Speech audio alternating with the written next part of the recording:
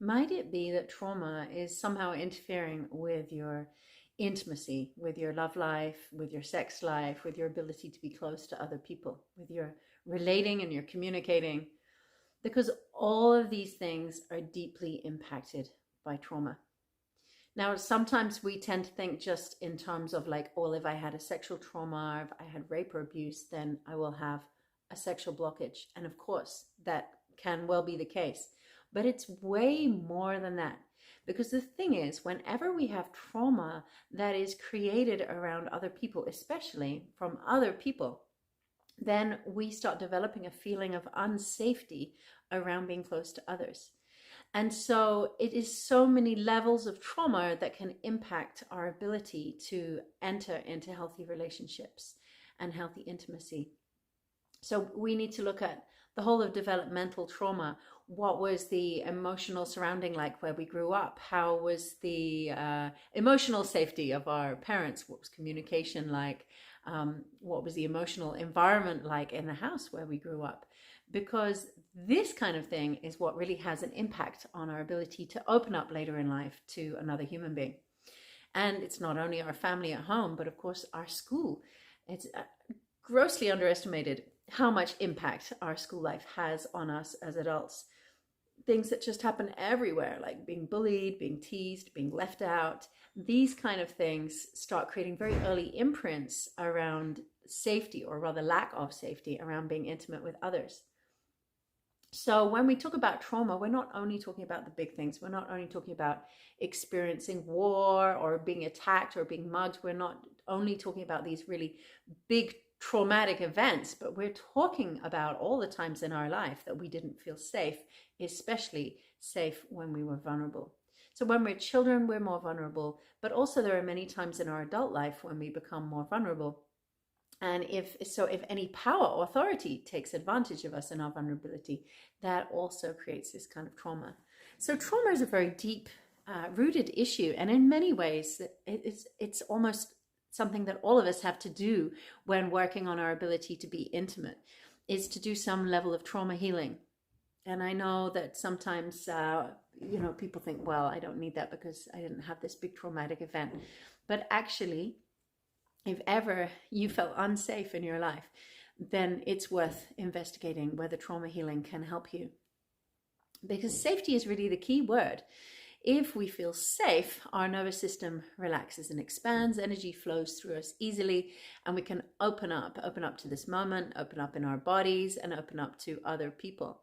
And this is what we long for so deeply, is that connection with others, that feeling of love, intimacy, sexuality, sensuality, all these forms of connection.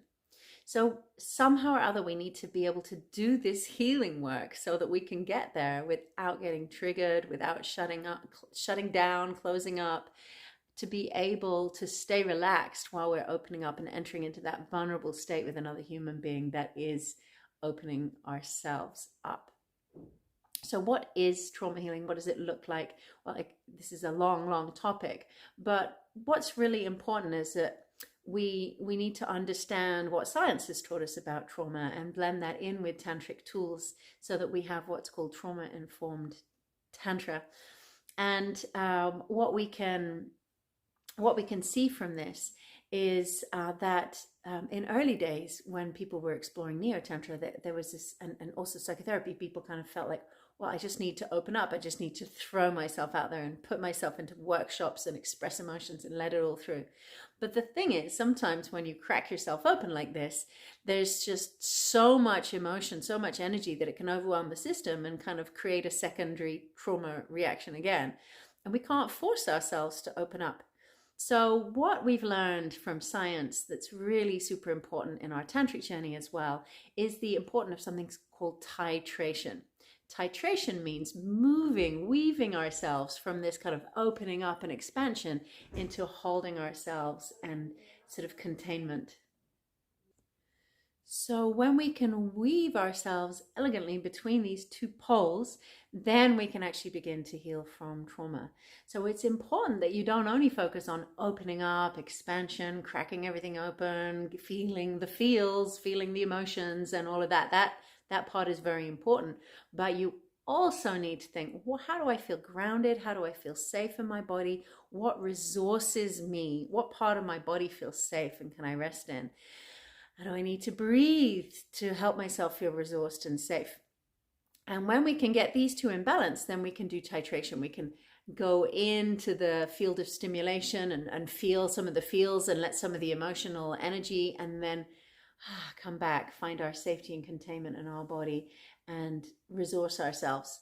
In a way, it's a little bit like an inner relationship between your inner parent and your inner child. It's our child has all these feelings and emotions and fears and energy that needs to run through, and our inner adult, our inner parent, is there to say, I've got you and you're safe and I'm holding you. And we need those two to come into operation together. If we just go into the realm of the inner child and just feel the emotions and the energy that's there, then we can just overwhelm our nervous system all over again. So this is really important. And if you feel like you're constantly in process and there's so much going on, everything, you're hypersensitive and there's so much going on, then you're probably spending too much time here and not enough time resourcing. Okay. Now also, of course, we don't want to just put ourselves in our safe bubble and stay there wrapped up in bed all day, because we won't grow and transform.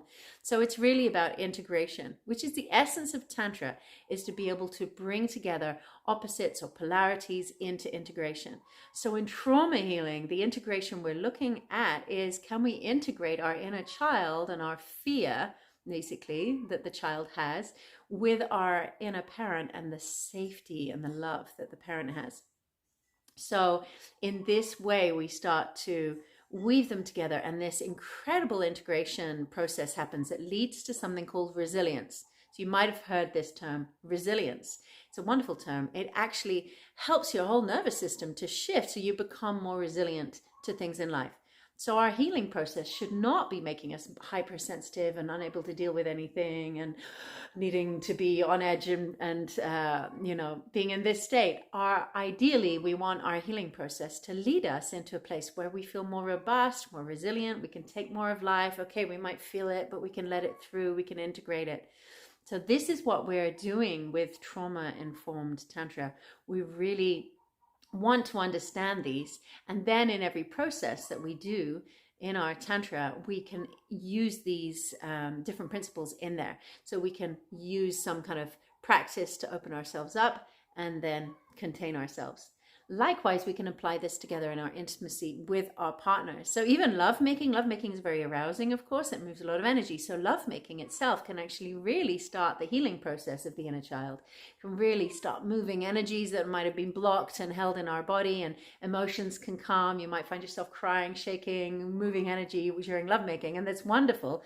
And we also need to do aftercare. We need to know when to hold our partner and let them feel safe. And we need to bring that essential love together with that sexuality so that we integrate those two poles together.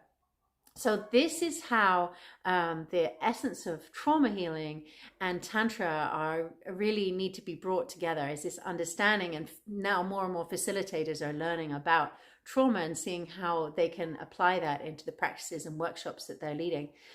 So things like making sure there's plenty of meditation in your tantric practice and your tantric workshops is very important, because meditation is a resourcing practice where you're watching your breath and feeling safe in your body, and you really bring this safety, and then going into more activation processes, maybe dancing, moving, shaking, expressing, emoting, and feeling, and then coming back to meditation again. And if in a workshop we're weaving between those things, we're also going to start creating that incredible integration. In fact, in Tantra, we can even see the words as healing and integration as synonymous. They're really the same word. Like, that's what we're looking at. Sometimes when we think of healing, traditionally we think, oh, well, healing means getting rid of something. I've got a cold, I want to heal it, I've got to get rid of that cold. But in Tantra, the healing we're looking at isn't getting rid of anything. We don't try and get rid of our shadow or get rid of our fear, for example. It's not, I don't want to get rid of this fear. I want to embrace this fear and hold it with love so that it integrates. Because integrated fear becomes beautiful vulnerability. Non-integrated fear remains as fear, which is a very unpleasant feeling in the body. But when we integrate it, when we bring love and fear together, then we feel this kind of openness and vulnerability. So it's really good to understand the kind of fundamentals of what trauma healing is all about, and also what healing means, so that we're not fighting or resisting any part of reality. Many times there are certain emotions and feelings that we're like, these are bad feelings. This is the shadow part of me. I need to get rid of this part. But if you start to question, how can I integrate it? Often it needs to be integrated with love. The love and the light is the part that's easy to accept. The fear, the anger, the rage, the shadow is harder to accept. But it's not that we can banish half of ourselves or part of our reality, but we can bring them together. We can bring it into the arms of love. I often think that the metaphor of a parent is just perfect. If your baby was crying in the night, you wouldn't go and try and get rid of it. You wouldn't go and shout at it, shut up, don't cry. You would pick it up and you would rock it. Every parent knows automatically how to love and hold and comfort and, calm their child down. And it's exactly the same with your own inner child. So when you have fear or panic, nervousness, shadows, intense emotions, instead of trying to get rid of them, see how you can love them, how you can start to parent them, how you can hold space for them. And this is where the healing lies. So in this way, trauma healing is really a part of everyone's journey on our quest for deeper and more fulfilling intimacy. Because if we were just to stay in the kind of safe zone of over here, of like our love and our light, and our sweetness and our surface level, then we won't have very deep relationships. They can be nice and sweet, but they won't go deep. We really want to be able to bring that shadow and that inner child and bring all those pieces of ourselves towards love. And that's what creates really fulfilling depth and connection. And of course, it's so connected to our sexuality. Sexual energy is totally and utterly this release and movement from our underworld, from our subconscious realms, from our unconscious, everything that we push down in our basement. And when we move sexual energy, that all starts to come up out of the basement, making it a perfect time for healing. So really, it's important to have a lot of reframing to see that sexuality isn't just about kind of pleasure or fulfilling something, that can be a very, very deep healing experience, and the necessity of love and safety as we go into those realms of arousal and cracking up, and to see how we're going on a path of integration, and how that is ultimately the most important part of our healing. And bit by bit, we then heal the traumas of our childhood or our earlier life, and allow ourselves to stay wide open and relaxed, even when there's a lot moving in our field. And that is what trauma healing looks like, having a beautiful resilience and capacity to let more life flow through you. So if you're interested in more of this, at Live Tantra, we're inviting the best facilitators that we can find on the planet on this topic to co-create a journey to guide you step by step through many aspects of healing and integration of trauma-informed Tantra. So this is going to be a very special event. It's very dear to my own heart. It's been a big part of my own journey to understand and integrate the trauma healing into the Tantra work. And I think more and more these days, we're understanding how important that really is for everybody. So I hope to see you there, and I wish you many blessings on your own journey of healing.